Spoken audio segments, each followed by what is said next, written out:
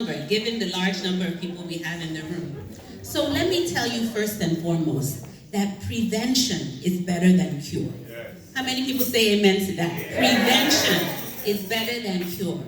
The reason we go for routine annual exams is because we want to identify risks early on when we have the opportunity to correct them.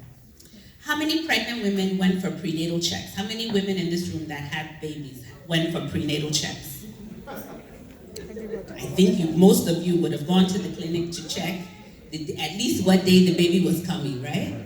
So prenatal exam, we do that so that we can educate the mother about the risk factors, what she should be eating, what she should be drinking, how she should be sleeping, taking vitamins, all in preparation for the baby. And all of you know, once you have the baby, don't you take the baby for well baby exam? How many people took their children for well baby exam?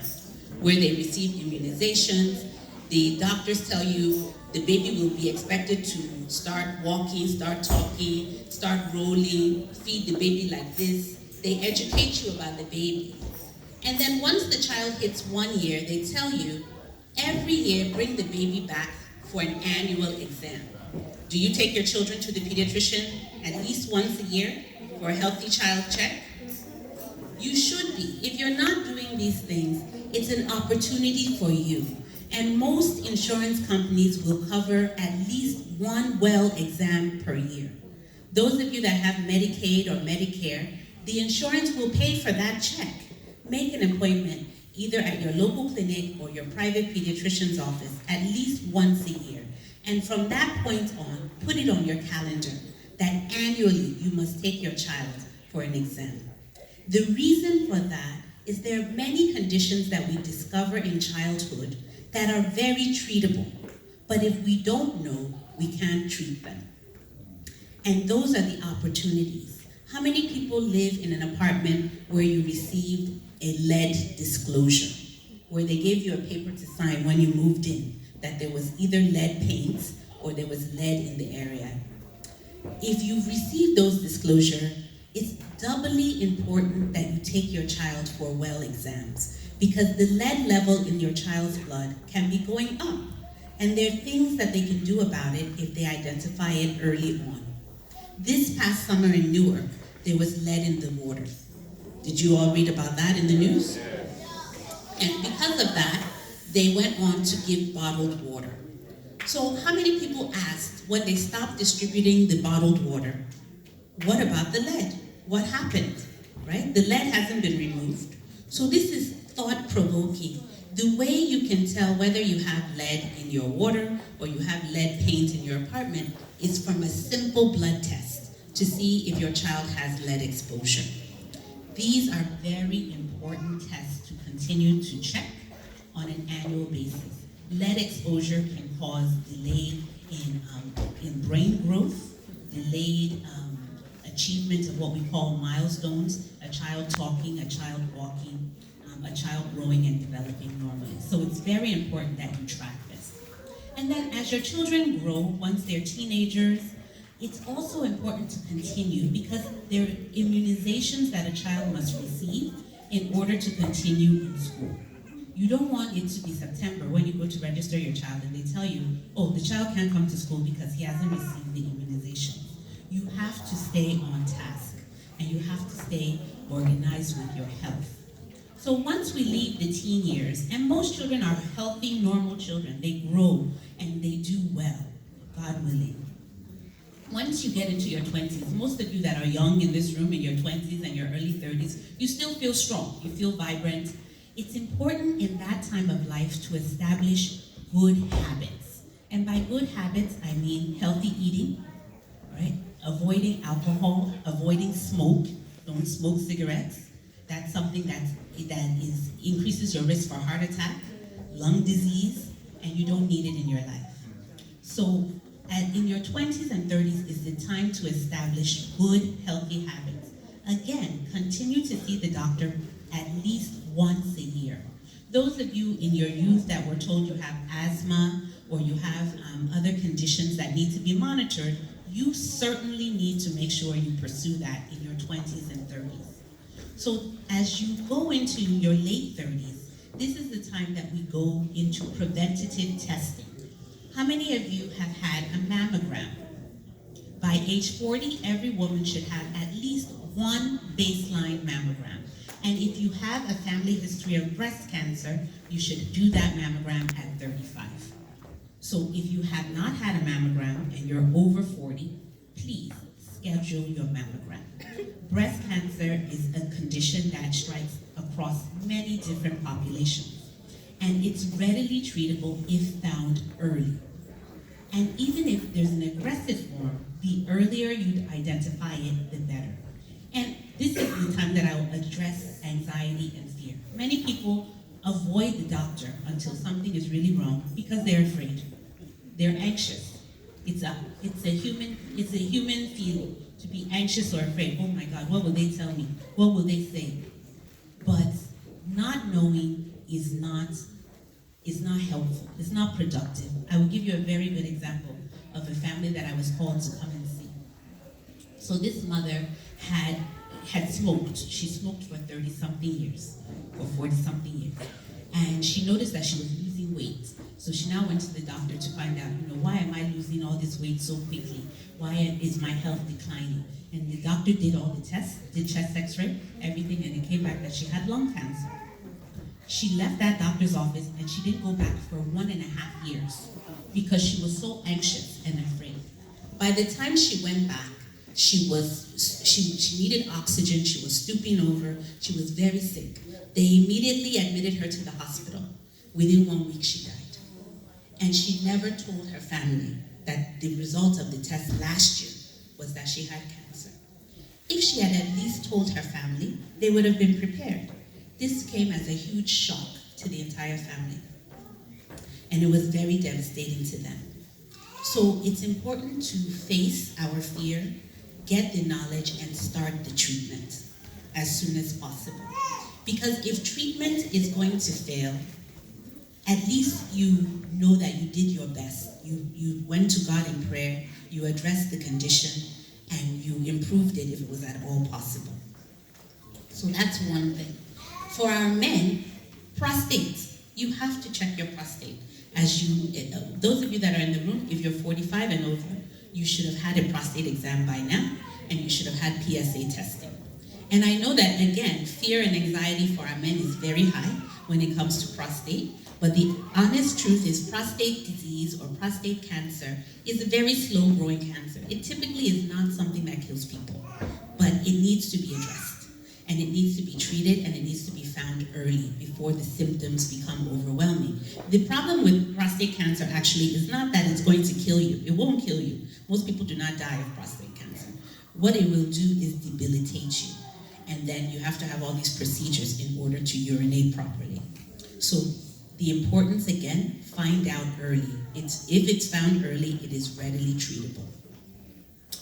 Diabetes and hypertension.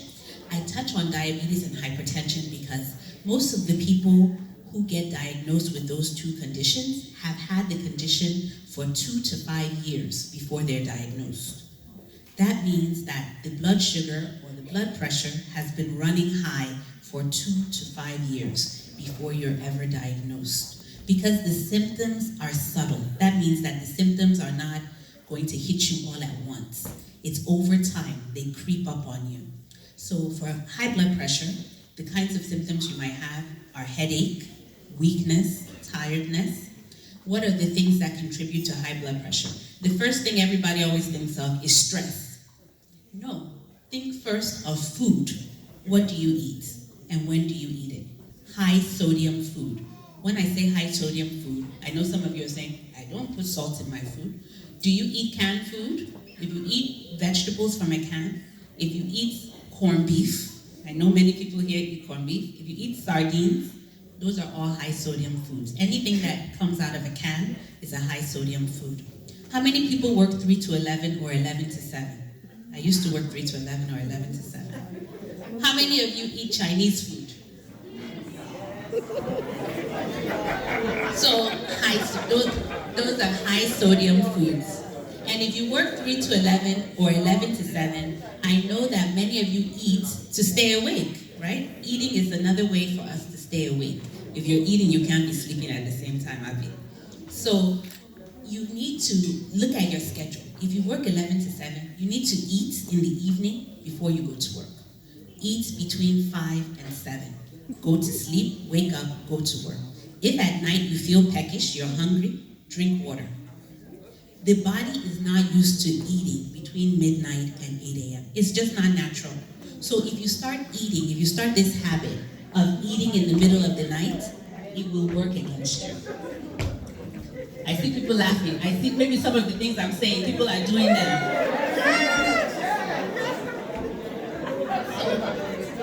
This is the reality of the world that we live in here in America. It would not help you for me to stand here and not acknowledge the barriers to you doing the best healthcare that you can. These are the barriers, and I'm calling it out to you because I want you to think about it. How can I change? How can I become more aware of what I'm eating? Because believe me, diabetes and hypertension is preventable, but you must do lifestyle change. And that lifestyle change is one of the hardest things for people to acknowledge and for people to follow through on. So look at your diet. Look at your opportunity to cut down salt. If you eat Chinese food, I say reduce it to once in 2 weeks. If you can reduce it to once in 2 weeks, and then don't eat it in the middle of the night. Okay? Some of you will notice when you get home in the morning, your hands, your feet are swollen. It's the salt in the food. So you need to drink water, and you need to avoid high sodium foods. Diabetes. How many people here drink juice? Raise your hand if you drink juice. Apple, orange, fruit punch, all of it. I'm going to challenge you 100%. I will challenge each of you to cut your juice intake by 50%, at least. The juice that you would drink, you pour it in the cup. Put half juice, half water. Do that for 2 weeks. Do it for 2 weeks and tell me if you don't lose weight. The following week, reduce the juice by another 75%. Juice is what they call concentrated sweet. It's a concentrated sweet. When you drink juice, I would do an experiment on yourself. One morning, drink your orange juice the way you drink it in the morning. See how hungry you are during the day. The next day, skip the orange juice. Tell me that your appetite did not reduce. The reason that your blood sugar, the reason that you feel more hungry when you drink concentrated sweet is because your blood sugar spikes. And when your blood sugar goes up, the body releases something called insulin. And that insulin spikes with the blood sugar to bring the blood sugar down. And as soon as the insulin spikes and then goes back down, you start to feel hungry again. That's the effect of concentrated sweets. So if you can avoid juice, and I know that that's a big trigger for all of us, because we see it, it's 99 cents, it's $1.99, we buy it, we drink it, it tastes better than water, but it's doing us harm. So reduce your juice intake. It's concentrated sweet. The next thing I will attack is bread. Bread. How many people eat at least 2 slices of bread a day? At least, I said at least. At least. So, our mothers and fathers in the room, how many of you eat akara? Moi moi? Yes. So, the akara, the moi moi is better than the bread. Leave the bread, yes. Yes. Don't use your bread to eat akara. Your ancestors did not eat bread. They ate akara. They ate moi moi. So you have to look at it as, now that you're here in America, just because you see it does not mean you should eat it. Just because you see it does not mean you should eat it. If you think back to what your grandmother ate, your great-grandmother ate, they did not eat white bread. Any village in West Africa, name any village, they did not eat white bread. Anything that you eat that is processed, any white food that is not yam, that's not rice, it's not good for you. You have to be careful about processed food, and that's the enemy here in America. When we arrive here, You see food in abundance. Walk into ShopRite, Fine Fair, any grocery store. Food, all over. Cheap, available, accessible. But you have to make healthy choices. You have to be very conscious of what you put in your mouth, because you might be enjoying it today, but you'll be paying for it later. So let me go back to the age groups. So people in their 40s and 50s, I finished with prostate, but let me go to colonoscopy. If you're 50 or over and you have not had a colonoscopy, you absolutely need to have a colonoscopy. It's a baseline testing for colon cancer. And most Africans are not at high risk for colon cancer. Our diet does not really lend to colon cancer. We don't eat a lot of uncooked meats. We don't eat a lot of processed foods traditionally. But I would tell you that as our population is living here longer, living in America longer, we're eating things that we never ate before. So you have to be aware that those things that you eat today put you at risk for other things tomorrow. Eat your efo, eat it as much as you like, green vegetable as much as you like, fresh fruit as much as you like. Processed food is what you have to limit. Then our parents in the 60s and 70s, you want to live long. You want to be healthy, you want to be mobile, you want to be independent. I use my mom as an example at 71. She still drives, she still gets out, she does everything she needs to do for herself. She's well on track to 115 by the grace of God. So how do you stay like that? How do you get there? Well, activities. As you get older, this is not the time to sit down in one place and not move. If you don't use it, you lose it. So all the grace that God has given you, you must put it to work. You must continue to be active. You must continue to learn, to read, to move. So if you brought your mom here from Nigeria or from Ghana and you tell her, sit in the apartment all day, don't go out, don't do anything, your mom will degenerate. She will slow down. The things that she was doing back home, she won't be able to do anymore. So you have to make sure, if you have an older person in your life, in your home, make sure they get out, make sure they're active, make sure they interact with other people. Isolation and sitting down in one place really makes older people slow down faster. So if we want to keep them healthy longer, we have to push them to be active and to be among other people. So those are the secrets to aging. Prevention, activity, positive activity, fellowshipping with people of God like you are today. Continue to do that. That is a huge step in the right direction. But then taking that awareness and being proactive.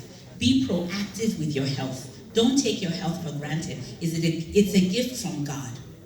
And we have to take care of that gift. This body is God's temple, but it's the only one we have. We only have one. So you don't take it for granted. You don't wait until it's too long. Embrace your health. Take action on your health. Change your lifestyle if you feel there are things that you're doing that are not promoting good health. Make sure that you, young people, are out and about. You walk, going to work is not exercise. Even those of you that work in healthcare, that you're pushing, you're pulling, you're changing people, you're doing all, that's not exercise. It's not exercise for your mind, it's not exercise for your body. You need to have dedicated 20 minutes a day just to walk outside. If you don't have 20 minutes a day, the days that you're off, 1-2 days a week, make it 1 hour. Go to a park, walk. Just walk. Get some fresh air. Nobody says you have to spend a lot of money or buy any extra equipment or join a gym. Just be active. And then mental health. Make sure that you're looking after your mental health as well. If you feel lonely or isolated, winter is coming, we have short days, it gets dark quickly. Make sure you're talking to people of God, talking to your pastor about the way you're feeling, making sure that you're looking after your mental health. Do not allow yourself to become overwhelmed with sadness, right? And make sure that you're fellowshipping with people. And overall, I want to thank our elders and for a beautiful inaugural day. Congratulations on 1 year. May God continue to bless your ministry and add to your numbers in Jesus' mighty name. And I want to thank the pastor for this opportunity to speak today. Thank you so much, sir. And all of you, people of God, stay well and be blessed in the mighty name of Jesus.